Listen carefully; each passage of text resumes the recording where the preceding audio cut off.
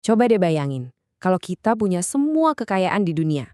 Nah, ada sebuah kisah klasik nih tentang seorang raja yang percaya banget kalau hartanya itu bisa beli segalanya, bahkan kehidupan abadi. Yuk kita bedah ceritanya. Sebuah kisah tentang gimana kekuasaan paling hebat sekalipun ternyata harus bertekuk lutut di hadapan takdir. Oke, kita mulai dari isi kepala sang raja sendiri. Dengerin deh, ini bukan cuma soal rasa puas loh. Ini tuh semacam keyakinan mutlak kalau dia udah berhasil menaklukkan dunia dan ya mengunci kebahagiaan abadi buat dirinya sendiri. Sekarang, yuk kita lihat panggung megah yang udah dia bangun. Ini dia dunianya. Semacam surga di bumi yang menurut dia nggak akan pernah bisa direbut dari tangannya.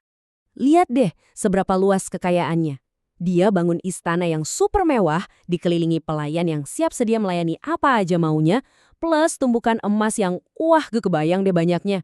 Buat dia, setiap hari itu kayak sebuah pernyataan kemenangan atas kehidupan itu sendiri. Nah, ini poin pentingnya nih, keyakinan buta si raja ini. Jadi buat dia, kaya itu bukan cuma soal nyaman, tapi soal kendali penuh. Dia ngebangun semacam benteng kemewahan yang dia pikir bisa melindunginya dari apapun. Sebuah ilusi kan? Ilusi kalau dia bisa ngatur takdirnya sendiri. Tapi pas dia lagi di puncak-puncaknya merasa puas, pas dia ngerasa paling nggak terkalahkan, dunianya yang sempurna itu mulai goyah. Ada gangguan dari luar yang mengancam ketenangan yang dia kira bakal abadi.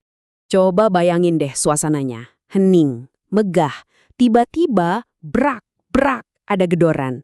Ini bukan ketukan sopan dari tamu penting ya, tapi gedoran yang kasar banget yang seolah-olah mau ngerobohin gerbang mewahnya itu. Terus siapa sih yang bikin ribut ini? Ternyata bukan jenderal atau bangsawan saingan. Nah, disinilah kontrasnya jadi menarik banget. Yang datang itu seorang pria berpakaian compang-camping, kelihatannya lemah dan gak berarti, tapi berani berdiri menantang di depan simbol kekuasaan paling hebat di negeri itu. Permintaannya lebih kagetin lagi. Dia nggak minta sedekah, nggak mohon belas kasihan. Dia justru memberi perintah. Ini jelas pelanggaran protokol kerajaan yang paling dasar, dan wah, nggak kepikiran sama sekali deh. Reaksi para pelayan, ya udah bisa ditebak lah. Campur aduk antara marah dan nggak percaya. Buat mereka, ini tuh penghinaan paling besar buat tatanan dunia yang mereka tahu. Reaksi si raja ini benar-benar nunjukin sifat aslinya. Coba perhatiin deh, dia itu gak penasaran sama sekali. Dia gak nanya, siapa sih itu? Enggak, dia langsung marah. Solusi pertamanya, dan satu-satunya, ya kekerasan dan intimidasi.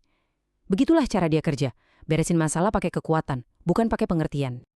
Tapi kali ini, ancaman dan senjata itu nggak ada gunanya sama sekali. Cerita kita sampai di puncaknya nih, di mana identitas asli si tamu ini bakal terungkap. Dan langsung menghancurkan semua ilusi kekuasaan yang ada. Suasananya makin tegang, gedoran kedua lebih kencang lagi. Para penjaga langsung maju, pedang siap terhunus.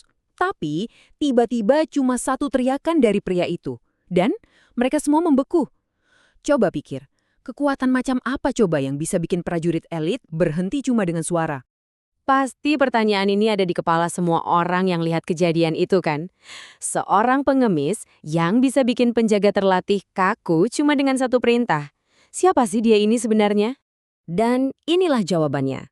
Sebuah pengakuan yang dalam sekejap meruntuhkan semua kesombongan, kekayaan, dan kekuasaan di istana itu. Tamu tak diundang itu ternyata bukan pengemis, bukan musuh, melainkan takdir itu sendiri yang datang menjemput. Dan coba lihat efeknya. Pengakuan itu dahsyat banget. Kekuatan fisik para penjaga itu seolah-olah lenyap begitu aja.